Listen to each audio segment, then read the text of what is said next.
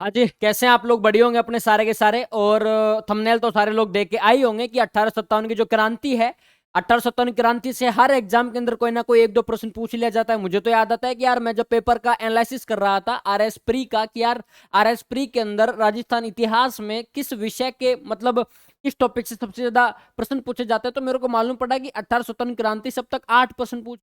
इसका मतलब हर वैकेंसी के अंदर ले लो, चाहे तुम कोई वीडियो ले लो, चाहे राजस्थान पुलिस ले लो, चाहे अपने एसआई ले लो, चाहे अपने आरएस के एग्जाम ले लो, तो मतलब हर एग्जाम के अंदर 1857 क्रांति से कोई ना कोई प्रश्न अपने पूछ लिया जाता है। मैं बेसिकली अगर आपको यहाँ 1857 क्रांति की बात करूँ, हालांकि मोटे मोटे फैक्ट हम लोग पढ़ेंगे, वो फैक्ट जिनको यहाँ पढ़ना थोड़ा जरूरी है, मतलब एग्जाम के अंदर पूछ ले जाते हैं, क्योंकि 10 मिनट के अंदर कुछ नहीं होता। 10 मिनट के अंदर तो विद्यार्थी वैसे बैठा बैठा यूं रील स्क्रॉल कर लेता है। 10 मिनट तो बैठा बैठा चाय पीता पीता गप्पे सप्पे मार लेता। तो क्यों ना 10 मिनट के अंदर अगर हमको कोई अच्छी इन्फॉर्मेशन देखने को मिल रही है, तो इन्फॉर्मेटिव वीडियो अपने वो देख ली जाए। 1857 क्रांति की बेसिकली मैं अगर यहाँ बात करूं, 1857 की क्रांति की मैं अगर बेसिकली आपके सामने बात करूं, तो क्रांति की मैं नॉर्मल तौर पे आपको समझाऊं तो संधि की सबसे पहले बात करते हैं ना, कि भाई सबसे पहले कौन संधि करके जाता है। तो हमको पता है कि सर 1803 के अंदर दो रियासतें संधि करती हैं। एक रियासत का नाम था अलवर और एक रियासत का नाम था अपने भरतपुर। कौन सी दो रियासतें? एक रियासत का नाम था अलवर और एक रियासत का नाम था भरतपुर। ठीक है ना। अब उसके बाद में बताऊं तो 1817 के अंदर तो करौली नाम की एक रियासत है, वो संधि कर लेती है।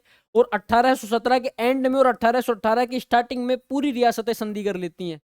पूरी रियासतें संधि कर लेती हैं, लेकिन फिर भी एक रियासत बच जाती है। उस रियासत का नाम था सुरोई, और सुरोई अपने 1823 के अंदर संधि करती है। सुरोई कब संधि करती है भाई? अपने 1823 के अंदर कौन संधि करती है भाई? अपने सुरोई संधि करती है। उस समय सुरोई के शासक हुआ करते हैं, तो उन शासक का नाम था शिव सिंह। सुरोई के शासक का नाम क्या था भाई? अपने सुरोई के शासक का नाम था शिव सिंह। यहाँ नॉर्मली तौर पे क्योंकि पेन थोड़ा दूसरा यूज हो रहा है, तो राइटिंग आपकी ठीक बैठ नहीं रही होगी, लेकिन फिर भी आपको समझ आ रहा होगा इसमें।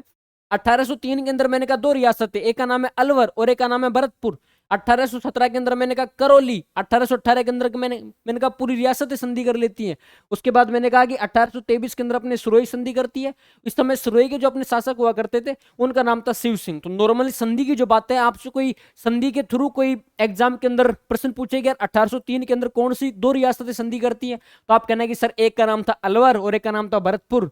अपने करौली 18 के अंदर तो पूरी रियासत संधि कर लेती है, लेकिन अपने एक रियासत बची हुई थी, उस रियासत का नाम क्या था? सुरोई। और सुरोई के शासक कौन थे? शिव सिंह। सुरोई अपने अंतिम रियासत थी संधि करने वाली। सुरोई कौन सी रियासत? अभी अपने सुरोई अंतिम रियासत थी संधि करने वाली। अब आगे देखना, आगे मैंने कुछ फैक्ट आपके लिए कि यार आपका समय बच जाएगा थोड़ा सा, और चीज हो जाएंगी। हम सबको पता है कि सर 6 छावनियां थी। नसीराबाद है, नीमच है, देवली है, एरनपुरा है, ब्यावर है, खेवड़ा है, अपने खैरवाड़ा है। इसमें से ब्यावर और खैरवाड़ा के अंदर तो क्रांति देखने को नहीं मिलती। सर ब्यावर और खैरवाड़ा के अंदर तो क्रांति अपने नहीं हुई थी, लेकिन फिर भी हमको छावनियां याद रखनी है, क्योंकि एग्जाम के अंदर कभी ये प्रश्न पूछ लिया कि 1857 क्रांति के दौरान कितनी छावनियां थी। हम सबको पता है कि सर 6 छावनियां थी, लेकिन वो गलती से नाम दे दे कि 6 छावनियों का नाम बताइए, तो हमको नाम याद होने चाहिए कि भाई अपने नसीराबाद है जो अजमेर में है, नीमच है जो अपने ग्वालियर में आती है, एरनपुरा है जो पाली में आती है, देवली है जो अपने टोंक के अंदर आता है, ब्यावर है जो अपने अजमेर के अंदर आता है, खैरवाड़ है जो अपने उदयपुर के अंदर आता है। बेसिकली मैं अगर इनके अंदर बटालियन की बात करूं, क्योंकि एग्जाम के अंदर ये पूछ लिया जाएगा कि नसीराबाद के अंदर कौन सी बटालियन थी, नीमच के अंदर कौन सी बटालियन थी। हम सबको पता है कि सर नसीराबाद के अंदर तो 15वीं बंगाल नेटिव इन्फेंट्री थी। हम सबको पता है कि सर बंगाल सैनिक ब्रिगेड अपने नीमच के अंदर थी। एरनपुरा के अंदर अपने जोधपुर लीजियन है। देवली के अंदर अपने कोटा कंटिजेंट थी। ब्यावर के अंदर अपने मेरवाड़ा रेजिमेंट है। और खैरवाड़ा के अंदर अपने मेवाड़ भील कोर है। इस मेवाड़ भील कोर का गठन अपने अभी बताऊंगा आगे ना। ठीक है, तो बेसिकली मैंने आपको दो बातें बता दी कि 1900 सॉरी अपने यहां मैंने संधि की जो बातें बताई कि भाई सबसे पहले 1803 के अंदर अलवर और भरतपुर संधि करती है, 1817 के अंदर करौली संधि करती है, 1818 के अंदर पूरी रियासतें संधि कर लेती हैं, लेकिन एक रियासत बाकी रह जाती है। 1823 के अंदर अपनी सुरोई संधि करती है। उस समय सुरोई के शासक का नाम क्या था? उस समय सुरोई के शासक का नाम था अपने शिव सिंह। उसके बाद मैंने आपको यहां बताया कि भाई अपने बेसिक तौर पे 6 छावनियां थी। नसीराबाद हो गई, नीमच हो गई, एरनपुर हो गई, देवली हो गई, ब्यावर हो गई, खैरवाड़ा हो गई। 15वीं बंगाल जो नेटिव इन्फेंट्री है नसीराबाद के अंदर है। मैंने कहा बंगाल सैनिक ब्रिगेड है, नीमच के अंदर है, मैंने कहा एरिनपुरा है, जोधपुर लीजियन है, मैंने कहा देवली के अंदर, मैंने कहा यार कोटा कंटिजेंट है, ब्यावर के अंदर मेरवाड़ा रेजिमेंट है, मैंने कहा यार खेरवाड़ा के अंदर, मैंने कहा यार भील कोर है, अपने मेवाड़ भील कोर है। अब उसके बाद शासकों की बात करते हैं, कौन सी रियासत के अंदर कौन सा शासक था। मैंने कहा मेवाड़ के अंदर स्वरूप सिंह हुआ करते थे। बात जब मारवाड़ की आती है तो मारवाड़ के अंदर अपने तख्त सिंह हुआ करते थे। जयपुर की जब बात आती है तो हम सबको पता है कि सर राम सिंह सेकंड हुआ करते थे। जब बात कोटा की आती है हम सबको पता है कि राम सिंह सेकंड थे कोटा के अंदर भी। बीकानेर की जब बात आती सर अपने सरदार सिंह हुआ करते थे। भरतपुर की जब बात आती सर अपने जसवंत सिंह हुआ करते थे। धौलपुर की जब बात आती सर अपने भगवंत सिंह हुआ करते थे। तो कभी कोई आपसे पूछे कि मेवाड़ का शासक कौन था, कह देना यार स्वरूप सिंह था। कोई आपसे पूछे कि मारवाड़ का कौन था, आप बता देना यार अपने तख्त सिंह था। कोई आपसे पूछे जयपुर का कौन था, बोला यार राम सिंह सेकंड था। कोई पूछा कोटा का कौन था, राम सिंह सेकंड था। कोई पूछा बीकानेर का कौन था, सरदार सिंह था यार। कोई पूछे भरतपुर का कौन था, जसवंत सिंह था यार। धौलपुर का कौन था, भगवंत सिंह था यार। अब यहाँ आपसे कोई पूछे कि यार किशनगढ़ का शासक कौन है, पृथ्वी सिंह था सर। करौली का कौन है, मदन पाल था सर। अलवर का पूछे विनय सिंह था सर। शाहपुरा का कोई पूछे लक्ष्मण सिंह था। संधिया कोई पूछ ले कि भाई अलवर कब संधि करती है, 1803 के अंदर करती है भरतपुर। कोई पूछे करौली कब करती है, 1817 में करती है। कोई आपसे पूछे कि बेसिकली सबसे अंत में संधि करने वाली रियासत कौन सी थी, सर अपने सुरोई थी। वो कब करती है, सर 1823 के अंदर करती है। सुरोई के शासक था उस समय अपने शिव सिंह हुआ करते थे, वो संधि करके जाते हैं। तो बेसिकली मोटे मोटे तौर पे ये बातें हम लोगों ने देख ली। अब किस रियासत के अंदर कौन सा शासक था, अब हम थोड़ी सी ये बातें पूछ लेते हैं कभी कभी कि यार मेवाड़ के अंदर पॉलिटिकल एजेंट कौन हुआ करते थे, जयपुर के अंदर पॉलिटिकल एजेंट कौन हुआ करते थे, है ना। अपने मारवाड़ का पॉलिटिकल एजेंट कौन था उस टाइम पे, भरतपुर का पॉलिटिकल एजेंट कौन था। एग्जाम के अंदर पॉलिटिकल एजेंट खूब पूछे जाते हैं, क्योंकि पॉलिटिकल एजेंट एक पद था जो सबसे पहले अंग्रेजों ने दिया था कि प्रत्येक रियासत के अंदर एक पॉलिटिकल एजेंट नियुक्त कर दिया जाएगा। वो पॉलिटिकल एजेंट रियासतों से टैक्स वगैरह लेगा और कोई सूचना होगी तो उसको अपने कलकत्ता के गवर्नर तक पहुंचाएगा। तो पॉलिटिकल एजेंट एक पद दिया गया था। तो बेसिकली मैं अगर पॉलिटिकल एजेंट की बात करूं तो पॉलिटिकल एजेंट अपने सबसे पहले मेवाड़ आता है। तो मेवाड़ के अंदर अपने सावर्स हुआ करते थे। मारवाड़ के अंदर अपने मैकमेसन हुआ करता था। कोटा के अंदर बर्टन हुआ करते थे। जयपुर के अंदर इडन हुआ करता था। भरतपुर की मैं अगर बात करूं तो भरतपुर के अंदर अपने मोरिसन हुआ करते थे। तो मोरिसन का नाम थोड़ा सा याद रखना, मोरिसन तो मेरे को खूब याद आता है, बढ़िया आदमी था अपने। सुरोई की बात करो तो अपने सुरोई के अंदर जेडी होल हुआ करते थे। तो बेसिकली मैंने अब तक क्या क्या पढ़ा है आपको एक बार थोड़ा सा वापस रिवाइज करा दूं, है ना। फटाफट रिवाइज कर लेते हैं चीजें, क्योंकि लगभग पढ़ी होती हैं। थोड़ा सा अगर रिवाइज करवा दिया जाए तो एक इन्फॉर्मेशन के तौर पे अपने हेल्प हो जाती है। क्रांति हम लोग पढ़ रहे थे, मैंने कहा कि 1803 के अंदर अलवर संधि करती है, भरतपुर संधि करके जाती है। मैंने कहा 1817 के अंदर अपने करौली संधि करती है। मैंने कहा 1818 के अंदर अपने पूरी रियासतें संधि कर लेती है। फिर उसके बाद मैंने कहा कि 1823 के अंदर अपनी सुरोई संधि करती है। सुरोई के शासक हुआ करते उस टाइम पे शिव सिंह, ठीक है ना।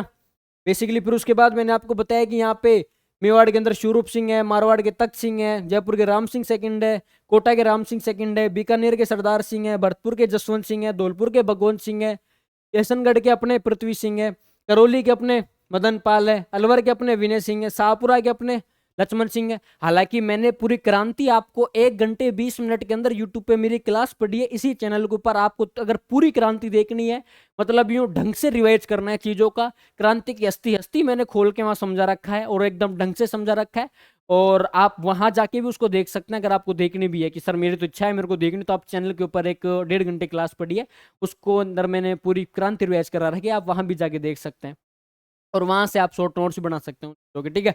अब 3 युद्ध अक्सर मैं एग्जाम के अंदर पूछता हुआ देख लेता हूं। एक युद्ध है बिठोड़ा का युद्ध, एक कौन सा युद्ध है, एक अपने बिठोड़ा का युद्ध। एक युद्ध आता है अपने चेलावास का युद्ध। एक कौन सा युद्ध आता है, एक आता है चेलावास युद्ध। एक अपने पास में आता है कि यार आउवा का युद्ध। एक कौन सा युद्ध आता है भाई, एक अपने पास में आता है आउवा का युद्ध। मैं अगर बात करूं बिठोड़ा के युद्ध की तो हम सबको पता है कि सर बिठोड़ा का जो युद्ध था ना, ये तो सर बेसिकली अपने 8 सितंबर 1857 को हुआ था। कोई पूछे कि बिठोड़ा का युद्ध कब हुआ था, याद रखना 8 सितंबर 1857 को हुआ था। अब आपसे कोई पूछे कि सर चेलावास का युद्ध कब हुआ था, तो आप याद रखना कि सर चेलावास का जो युद्ध था सर 18 सितंबर 1857 को हुआ था। 18 सितंबर 1857 को हुआ था। तो बेसिकली ये बात भी याद रखना कि सर बिठोड़ा का युद्ध जो था वो 8 सितंबर 1857 को हुआ था, लेकिन जो चेलावास का युद्ध था, ये चेलावास का युद्ध अपने 18 सितंबर 1857 को हुआ था। अब कोई पूछे आउवा का युद्ध कब हुआ था, तो आउवा का युद्ध बेसिकली 20 जनवरी, आउवा का युद्ध जो युद्ध था ये 20 जनवरी 1858 को हुआ था। जो पहला युद्ध था बिठोड़ा का युद्ध, इसके अंदर अपने कुशाल सिंह चंपावत जीत गया था। चेलावास के युद्ध, इसमें भी अपने कुशाल सिंह चंपावत जीत जाता है। बाद में जो अहुआ का युद्ध होता है, इसमें अपने कुशाल सिंह चंपावत हार जाता है। बेसिकली उसको हेल्प लेने के लिए अपने बाहर गया था वो, उस समय मेवाड़ जाके आता है वो सहायता लेने के लिए अपने। तो पृथ्वी सिंह जो लांबिया थे वो इस युद्ध का नेतृत्व संभालते हैं बाद में। वो सारी घटनाएं तो बहुत एक लंबी क्लास की हो जाती है, 6 घंटे के अंदर जब क्रांति पूरी कराते हैं वो तब की घटनाएं हो जाती है, लेकिन अब के लिए बस इतनी सी बातें ध्यान रखनी है। अच्छा, और मैं क्या कह रहा था, चेलावास का जो युद्ध है ना, इस चेलावास के युद्ध को काले व गोरे का युद्ध भी कहा जाता है। चेलावास का जो युद्ध है इसको काले व गोरे का युद्ध भी कहा जाता है, काले व गोरे का युद्ध भी कहा जाता है। तो ये इन्फॉर्मेटिव याद रखना कि बिठोड़ा का युद्ध अपने 8 सितंबर 1857 को हुआ था, चेलावास का युद्ध अपने 18 सितंबर 1857 को होता है। वहीं अपने आवा का जो युद्ध है 20 जनवरी 1858 को हुआ था। चेलावास के युद्ध को अपने काले व गोरे का युद्ध कहा जाता है। और बेसिकली मैंने आपको ये सारी बातें बताई, ठीक है ना। तो ये सारी चीजें तो अपने याद करने की है ही है। और आगे की बातें करें तो